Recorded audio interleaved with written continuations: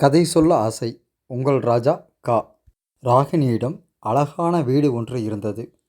ராகினியின் வீட்டின் அருகில்தான் மோகினி வசித்து வந்தார். ராகினியும் அவர் கணவரும் வேறொரு ஊருக்கு செல்வதால் இந்த வீட்டை விற்பதாக இருவரும் முடிவெடுத்தனர்.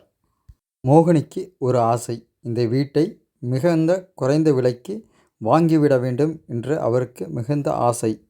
யார் இந்த ராகினி? இந்த வீட்டை மிகவும் அழகாக பார்த்து பார்த்து இந்த வீட்டை கட்டியவள். மோகினி ஒரு திட்டம் தீட்டினாள். இந்த வீட்டில் பேய் இருப்பதாக சொன்னால் இந்த வீட்டை யாரும் வாங்க மாட்டார்கள். அவள் திட்டமும் இங்கு நிறைவேறியது. ராகினியிடமிருந்து இந்த வீட்டை மிகவும் குறைந்த விலைக்கு அபகரித்து கொண்டாள்.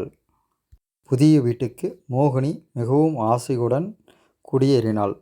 இருந்தாலும் அந்த வீட்டில் அவளால் நிம்மதியாக வாழ முடியவில்லை. ஒருவேளை மோகினி இந்த வீட்டிற்கு குடியேறுவதற்கு முன் பேய்க்கு இந்த வீடு பிடித்திருக்குமோ?